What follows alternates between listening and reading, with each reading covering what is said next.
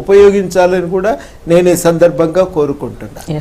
ఇంకొక అంశం కోదండరామ్ గారు, ఈరోజు ప్రతిపక్షంలో ఉన్న ప్రధానంగా బీఆర్ఎస్ కానీ కేటీఆర్ గారు కానీ హిల్ట్ పేరుతోటి 5 లక్షల కోట్ల కుంభకోణం హైదరాబాద్ నగరంలో భూముల విషయంలో జరిగింది అని అంటున్నారు. ఏంటి అసలు హిల్ట్కి సంబంధించి మీ స్టాండ్ ఏంటి? నాకు ఇప్పటి వరకు చాలా పరిమితంగా నేను దానిపైన అధ్యయనం చేసిన, నాకు తెలిసినంత మేరకు హైదరాబాద్లో ఉన్న భూములను జోన్ మార్పిడికి అవకాశం, ఇండస్ట్రియల్ జోన్స్ నుంచి ఇక్కడ కంపెనీని రెసిడెన్షియల్ జోన్కు మార్చుకోవటానికి అవకాశం కల్పిస్తున్నారు. అంటే ఇండస్ట్రియల్ జోన్లో ఉన్న భూమిని ఇండస్ట్రియల్ పరిశ్రమల ఏర్పాటుకు తప్ప ఇంకో దానికి వాడకూడదు. మల్టీ జోన్ కిందికి మార్చుకున్నప్పుడు కేవలం పరిశ్రమలే కాదు, స్కూళ్ళు, కాలేజీలు, వాణిజ్య సముదాయాలు, అదేవిధంగా గృహాల నిర్మాణం కానీ ఏదైనా చేసుకోవచ్చు. అట్లా మల్టీ జోన్ కిందికి మార్చుకునే అవకాశం ఇస్తున్నారు. ఇక్కడ చాలా నాకు అంటే నేను గమనించింది ఏంటంటే, ఈ మార్పు విధిగా చేసుకోవాలని గవర్నమెంట్ అనటం లేదు. తప్పనిసరిగా ప్రతి ఒక్కరు ఇక్కడి నుంచి హైదరాబాద్ వెలుపలికి వెళ్ళిపోవలసిందే అనే నిబంధన కూడా ప్రభుత్వం ఏమీ పెట్టలేదు ఇంకా ఇప్పటి వరకు. అందుకని ఏంటంటే, ఎవరికైతే హైదరాబాద్లో ఉండటం కాలుష్యకారకంగా ఉందో అటువంటి కంపెనీలను దూరంగా తీసుకుపోవటం అయితే అవసరం.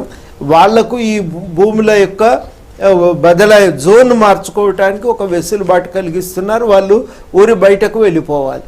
చాలా ముఖ్యమైందంటే ఊరి బయటకు వెళ్ళిపోవాలి. ఊరి బయట కంటే ఇప్పుడు మనకు రింగ్ రోడ్డు ఒక పరిధి అనుకుంటున్నది ప్రభుత్వం. ఆ రింగ్ రోడ్డు వెలుపలకు వెళ్ళిపోవాలి.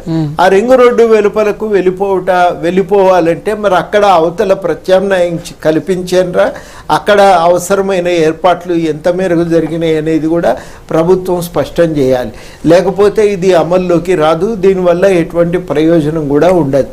రెండవది చాలా ముఖ్యమైన విషయం ఏంటంటే, ఇప్పుడు ఉన్నటువంటి జోన్ మార్పిడి అనేది చేసుకున్న తర్వాత ఆ భూమి పాత యజమానుల చేతుల్లోనే ఉంటుంది, కొత్త వ్యక్తుల చేతుల్లోకి ఏం పోదు. కానీ చాలా కీలకం ఏంటంటే, ఆ కంపెనీలు ఇక్కడ మూతేసుకొని మొత్తంగానే భూమితో లావాదేవీలు చేసి ఆ కంపెనీని సంపూర్ణంగా మూసేస్తే మాత్రం ఉపాధి కల్పనకు నష్టం జరుగుతుందనే భయాందోళనలు ఉన్నాయి. ఈ భయాందోళనల విషయంలో ఒక స్పష్టత, ఒక సమాధానం కూడా రావాలి. ఇవి మూడవది ఏంటంటే, బదలాయింపుకి వసూలు చేసేటువంటి ఫీజు నిర్ధారించేటప్పుడు కూడా ప్రభుత్వానికి నష్టం జరగకుండా మార్కెట్ ధరలకు అనుగుణంగా నిర్ణయించాలనేది కూడా చాలా కీలకమైనటువంటి ఒక డిమాండు. ఈ విషయాన్ని కూడా ప్రభుత్వం దృష్టిలో పెట్టుకోవాలని చెప్పి నేను భావిస్తూ ఉన్నా. అయితే ఇక్కడ ఎంత భూమి బదలాయింపులకు గురి అయ్యే అవకాశం ఉందనే విషయంలో కూడా భిన్న అభిప్రాయాలు ఉన్నాయి. ఇప్పటి వరకు హైదరాబాద్లో పరిశ్రమలకు ఇచ్చిన భూమి 2 రకాలుగా ఉంది. కొంతనేమో ప్రభుత్వం అమ్మింది, పారిశ్రామికవేత్తలు కొనుక్కున్నారు, అటువంటి భూమి ఉంది కొంత భాగమేమో ప్రభుత్వము ఆ భూమిని లీజ్కి ఇచ్చింది. కాబట్టి లీజ్కి ఇచ్చిన భూమిని అయితే పారిశ్రామికవేత్తలు జోన్ మార్చిన వాళ్ళకి అమ్ముకునే వెసులుబాటు లేదు. లీజ్ కాలం పూర్తయిన తర్వాత ఆ భూమి మళ్ళీ ప్రభుత్వానికే వస్తుంది. ప్రభుత్వానికే దక్కిన భూమిని ప్రభుత్వం ఏం చేస్తుంది అనేది, ఏ అవసరాలకు వాడుతుంది అనేదే ఇవాళ ఒక మౌలికమైనటువంటి ప్రశ్న. అదేవిధంగా పరిశ్రమలకు మరి పూర్తిగా అమ్మినటువంటి భూమి 2వ కేటగిరీ. ఆ అమ్మిన భూమిలో ఎంత భాగం ఇవాళ మూసేసుకొని వెళ్ళిపోతారు, ఎంత భాగము ఇవాళ దాన్ని ఇతర అవసరాల కోసం మళ్లిస్తారు అనేది లెక్కలు ఇంకా నాకైతే చూడలేదు నేను. ఆ లెక్కలు చూస్తే కానీ దీనివల్ల కలిగేటువంటి అనర్థాలు ఏముంటాయి అనేది, ఏదన్నా నష్టాలు ఉంటే దాన్ని లెక్కగట్టడానికి మనకు ఒక అవకాశం కలుగుతుంది. కానీ ఒకటి మాత్రం వాస్తవం ఏంటంటే, బాగా కాలుష్యకారకమైనటువంటి కంపెనీలను కానీ, మూతబడిపోయి ఉన్నటువంటి కంపెనీలు కానీ, లేకపోతే ఇంకా హైదరాబాద్లో ఏమాత్రం విస్తరణకు అవకాశం లేని కంపెనీలు కూడా ఉన్నాయి. అటువంటి కంపెనీలు కానీ మరి మూసేసుకొని హైదరాబాద్ వెలుపలకు వెళ్ళి కొత్తగా ఏర్పాటు చేసుకుంటామంటే ఆ అవకాశం ఇవ్వటంలో తప్పు లేదేమో అని చెప్పి నేను భావిస్తూ ఉన్నా. అయితే ఇంకా కొంచెం లోతుగా అధ్యయనం చేస్తే తప్ప దీనిపైన నేను సంపూర్ణంగా మాట్లాడలేకును. అందుకని ఇప్పటి వరకు నాకు అందిన సమాచారం మేరకు నేను ఇవి ప్రధానంగా చెప్పదలుచుకున్నటువంటి విషయాలు. ఎస్, ఇక ప్రధానంగా ఈ ప్రభుత్వం అధికారంలోకి వచ్చినాక ముఖ్యంగా హైదరాబాద్ని ఒక రివర్ సిటీగా తీసుకురావాలి. ఒకప్పుడు భాగ్యనగరం ఏర్పడినప్పుడు స్వచ్ఛమైన నీటితోటి భాగ్యనగరానికి తాగునీరు అందించింది. ఒక మంచి మణిహారం లాగా ఉన్న మూసీ నదిని మళ్ళీ పునర్జీవనం చేస్తామనని దానికి సంబంధించి సియోలు వెళ్ళారు, అదేవిధంగా లండన్ వెళ్ళారు, అధ్యయనాలు జరిగినాయి. డిపిఆర్ అసలు ఇంతవరకు కూడా దానికి సంబంధించి అంత హడావుడి చేశారు, సడన్గా సైలెంట్ అయ్యారు. ఇంతవరకు కేంద్రానికి డిపిఆర్ కూడా పంపలేదంటున్నారు. ఏంటి, ఎందుకు ఆగిపోయిందంటారు?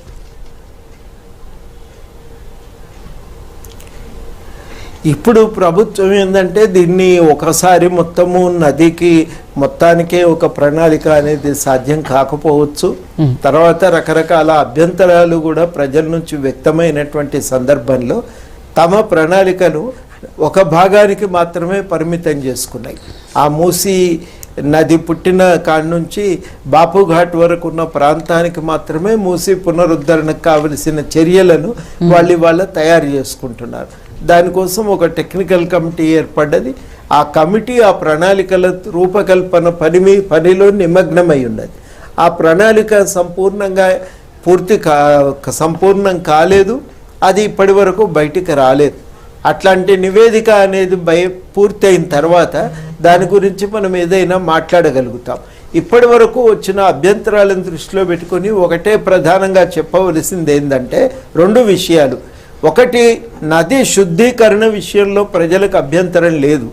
నదిని కాలుష్యకారకంగా కుహారంగా మారినటువంటి ఈ నదిని కాలుష్యకాహారంగా మారినటువంటి ఈ నదిని శుద్ధి చేసి బాగు చేస్తే ఎవ్వరికి ప్రజలకు అభ్యంతరం లేదు. దాని పట్ల ఎవ్వరు కూడా ఎటువంటి వ్యతిరేకతను ప్రదర్శించటం లేదు.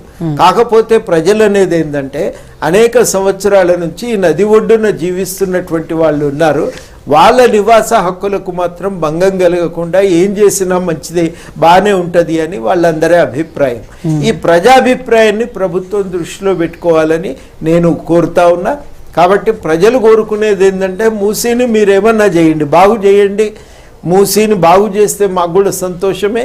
ఏది జరిగినా కానీ మేము ఇప్పటి వరకు మూసీ ఒడ్డున అనుభవిస్తున్న హక్కులకు విఘాతం కలిగించకండి. ఆ మూసీ అభివృద్ధి వల్ల కలిగేటువంటి ఫలితాల్లో మాకు కూడా వాటాను కల్పించండి అని చెప్పి కోరుతున్నారు. ప్రజల యొక్క ఈ అభిప్రాయాన్ని ప్రభుత్వం కూడా పరిగణలోకి తీసుకొని దృష్టిలో పెట్టుకొని ప్రణాళికను రూపకల్పన చేస్తే బాగుంటుంది. ప్రభుత్వానికి ఏముందంటే మూసీని బాగు చేసి దాని ఒడ్డున ఇంకా ప్రజోపయోగమైనటువంటి అనేక విద్యా సంస్థల్ని, సాంస్కృతిక కేంద్రాలను కనుక పెట్టగలిగితే బాగుంటుంది అనేది ఇలా వాళ్ళకు కలుగుతున్న ఆలోచన. ఆ ఆలోచన బాగానే ఉంది. ఇప్పటి వరకు వాళ్ళు బాపుఘాట్ వరకు అభివృద్ధి కోసం ప్రణాళికలు తయారు చేస్తున్నారు. ఆ ప్రణాళిక ఒక రూపానికి రాలేదు. ఇంకా ఆ రూపానికి వచ్చిన తర్వాత నాకు తెలిసి దానికి కేంద్రం యొక్క అనుమతులు ఏం అవసరం లేదు. కేంద్రం ఏదన్నా నిధులు అడిగినప్పుడు ఆ నిధుల మంజూరీ కోసం కేంద్రానికి ఈ ప్రణాళికను సమర్పించవలసిన అవసరం ఉంటుంది. ఆ ప్రణాళికను తయారు చేసిన తర్వాత దానిపై కొంత ప్రజాభిప్రాయం స్వీకరించి ఆ ప్రజాభిప్రాయం మేరకు దాన్ని సవరించి అమలు చేస్తే అప్పుడు దానివల్ల ప్రజలకు, నగరానికి మంచి ఫలితాలు దక్కుతాయి అని చెప్పి నేను నమ్ముతున్నాను. ఎస్, ఇక ముఖ్యంగా రేపు ప్రారంభంగానుంది తెలంగాణ గ్లోబల్ సమ్మిట్. ఒక రకంగా గ్లోబ్లోనే తెలంగాణను ఒక ప్రత్యేక ఐడెంటిటీ కిందకి దీన్ని ఈ గ్లోబల్ సమ్మిట్ ద్వారా వస్తుంది అని అంటున్నారు. ఏంటి అసలు, అంటే ఈ మోడల్ తెలంగాణ డెవలప్మెంట్ మోడల్ అని అనేది ఆ రోజు మీరు ఉద్యమ నాటి తెలంగాణకి సంబంధించి ఎలా ఉండాలని అనుకున్నారు, దానికి అనుగుణంగానే ఈ 2047 ఉందంటారా?